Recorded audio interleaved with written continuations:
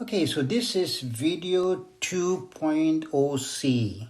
So this is video C, 2.0C. So let's continue with the chemistry concept related to water, and now we'll talk about this concept called tonicity. Okay, so tonicity of a solution is a property of a solution which affects the morphology. Okay, the morphology of a cell, or basically the tone of a cell. So tonicity probably comes from tone. The tone or the structure of the cell or the cell volume. Okay, so this is a property of a solution that affects the morphology or the structure or the volume of the cell. So for example, a hypotonic solution will cause the cell to swell. A hypertonic solution, if the cell was placed in a hypertonic solution, then the cell would shrink. Okay, so there is a lot of confusion about tonicity, whether it has units or no units and so on. So let's look at this. So if you recall, the plasma osmolarity that we calculated using a Wortley equation is this. But there we used a semi-permeable membrane. In case of regular osmolalities, we just use a semi-permeable membrane that only allowed water to go through. Now, in case of cells, the membrane of a cell is very different than what we do in these experiments. Okay, so in cells, we have to worry about what type of solute is traveling across the membrane. Is it a solute that can enter the membrane, that's taken up by the cell, what we call a penetrating solute? That means the cell can actually take it up very quickly. Or is it a solute that is non-penetrating? That means the cell takes it up either very, very slowly or none at all. Okay, so it also depends on the type of the cell. What cell are you talking about? Because different cells have different membranes and membrane proteins. What they take up, what they don't take up differs from cell to cell. Okay, so very different situation than what we have here. So suppose we took this cell and put it in a solution. Say, now let's look at plasma.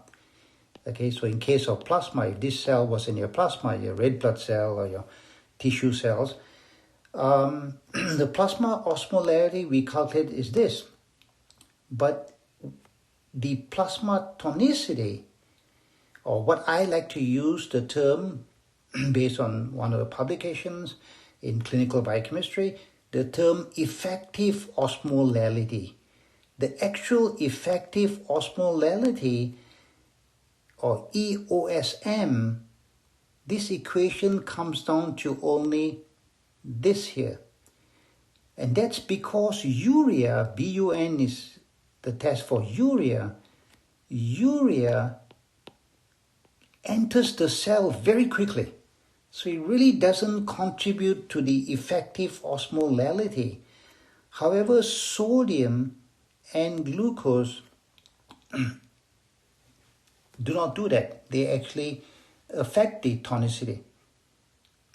So the effective osmolality is a nice measure of what is going to happen to the cell. Is the cell going to swell? And if it swells, then this solution is hypotonic. If the cell shrinks, then this solution is hypertonic. Effective osmolality. Okay, so to understand osmolality as well as effective osmolality and their effect on cells, let's look at these three examples. So let's say the intracellular osmolality for this cell here is 290. In case number one, let's say we have 145 millimolar sodium chloride in the extracellular fluid. Since sodium chloride is non-penetrating, okay, sodium chloride is non-penetrating, the extracellular fluid has an osmolality of 145 times 2, which is 290. Okay, 290. And the effective osmolality, so this is the osmolality, so the effective osmolality, let's call it EOSM, is also 290.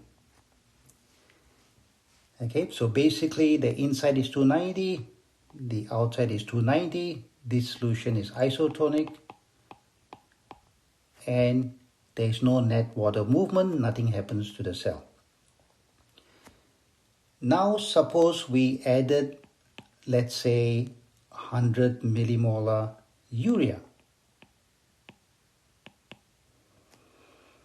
What will happen now? Well, the ECF osmolarity now will be 290 plus 100, because urea also contributes to osmolarity, so that's 390. Okay.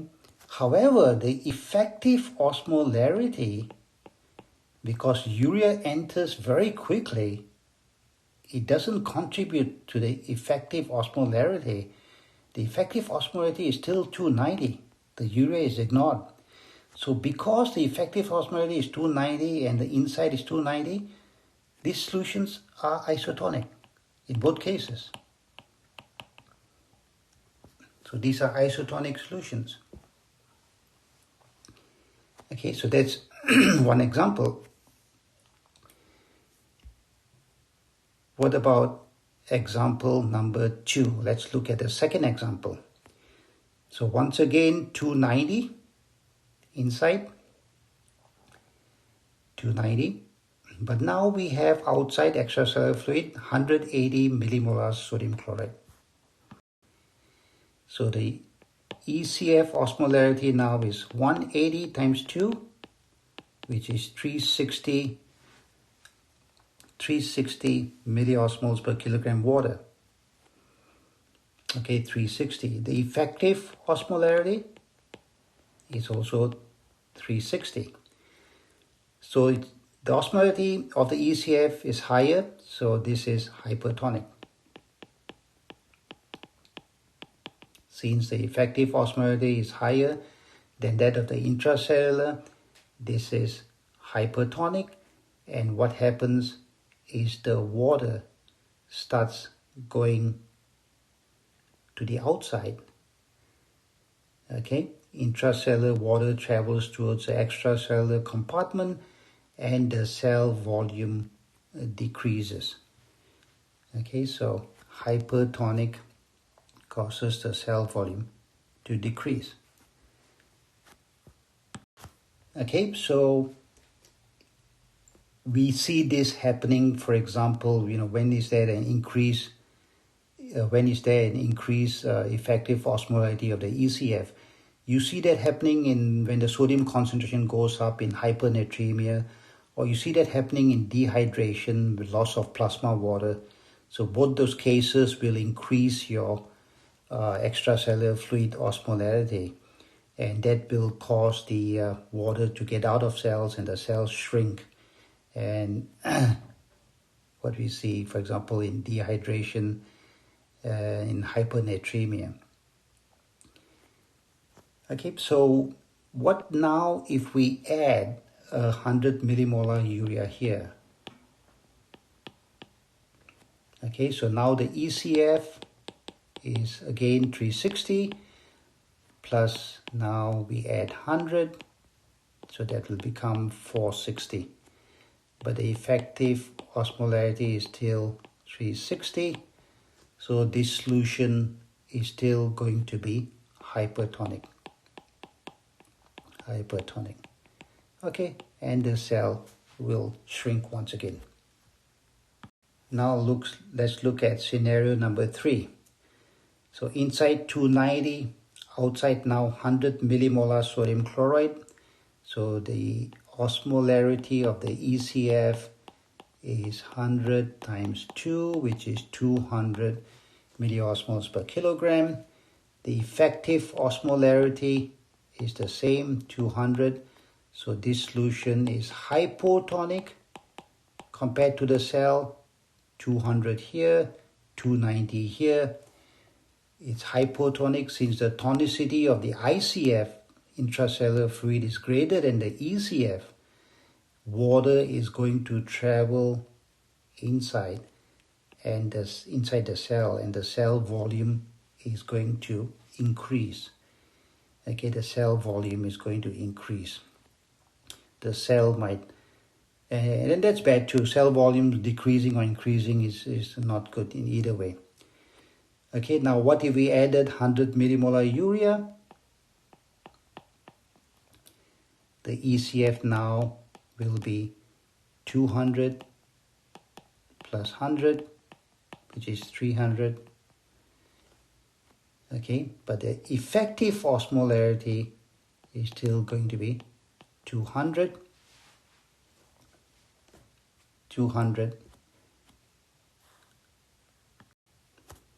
Okay, so by adding the 100 millimolar urea, the ECF has gone up to, osmolarity has gone up to 300, which is greater than 290. Okay, so that means in this respect it's hypertonic, the solution is hypertonic. But actually the effective osmolarity is 200, which is less than this 290. Okay, so really this solution is still hypotonic because the tonicity, the effective osmolarity is less. So the cell, even in the presence of urea, the cell volume increases. Okay, so what affects the cell volume is not the osmolality, but the tonicity. Or what I like to use, I prefer the word effective osmolarity, because that can be measured, has units, and so on.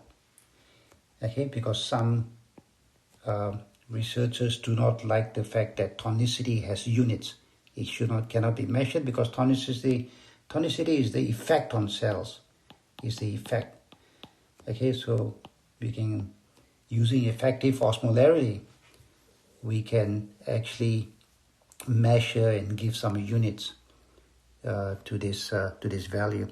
Okay, so just to keep in mind, this is important when we want to see how these fluids affect the volume of the cells. As I mentioned, dehydration or cell shrinkage or cell swelling, either case, it's bad. It can lead to a lot of problems.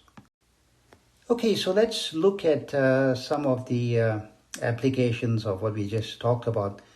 So the volume of water in the bloodstream is very small. It's only about 4 liters compared to, say, the tissue fluid volume of 10 liters or intracellular of 28 liters. Now, in certain diseases such as, say, diarrhea, excessive sweating, excessive vomiting, we can lose quite a bit of water from the bloodstream. Vigorous exercise on a very hot day, for example, you can lose as much as 2 liters of water in your sweat. And this water is coming from your bloodstream.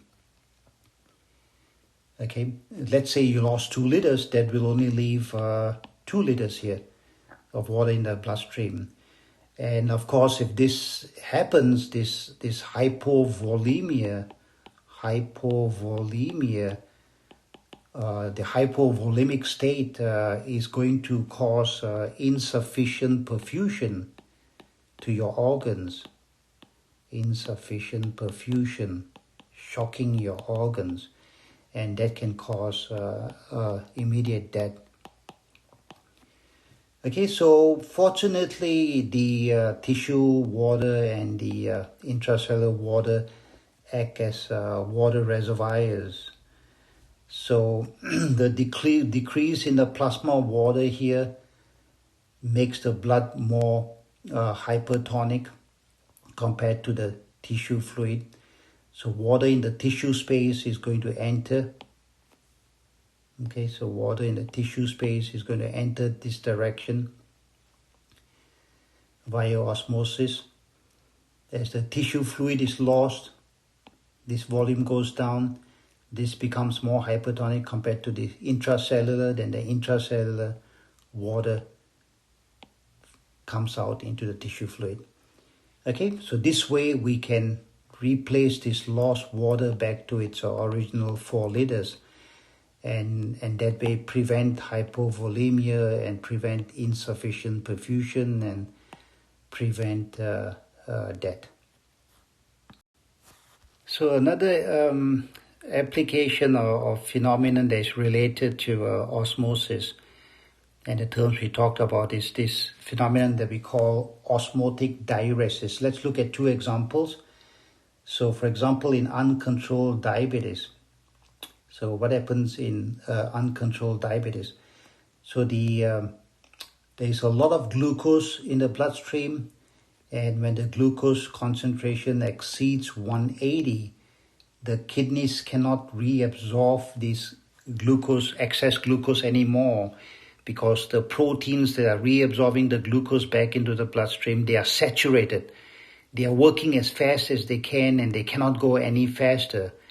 So the presence of this extra glucose in these tubules is going to draw water into the tubules, and that is going to cause the loss of not only glucose but water into the urine. Okay, so there is water loss as well as glucose loss, and this is called osmotic diuresis. A thing that happens in uncontrolled diabetes. This phenomenon can also be used for purpose. So there, for example, in patients with excess water, when they have too much water, we want to get rid of water. We can use drugs, say, such as mannitol, which is a sugar that's not metabolized. We can use this drug to increase, basically the mannitol simply enters the tubules, and that draws water into the tubules by osmosis from the bloodstream, and that water is then excreted into the urine, and that's how we can get rid of excess water by this process called osmotic diuresis. So mannitol is an example of a diuretic drug. Okay, these are very important drugs to get rid of excess water. Okay, so we've seen water contributes to blood pressure. We saw water transport across cell membranes. Now in future videos, we'll talk about water transport, across the endothelial cell, the capillaries, the blood vessels. Okay, so that's a slightly different phenomenon. So in future videos, we will use terms such as colloid, osmotic pressure, COP, or sometimes some people call it oncotic pressure. Okay, so we'll introduce these terms. We'll use the terms of osmolality to explain 2 very important medical conditions. One is edema, and the other is blood loss or hemorrhage. Okay, so for that we need to consider water transport across the blood vessels, across the capillaries. So basically across the endothelial cells that line the capillaries. Okay, so that's something we'll talk about in future videos. Okay, so that's good for now. This is again concepts related to water that are useful for the healthcare professional. Thank you for watching, and we'll see you in the next video.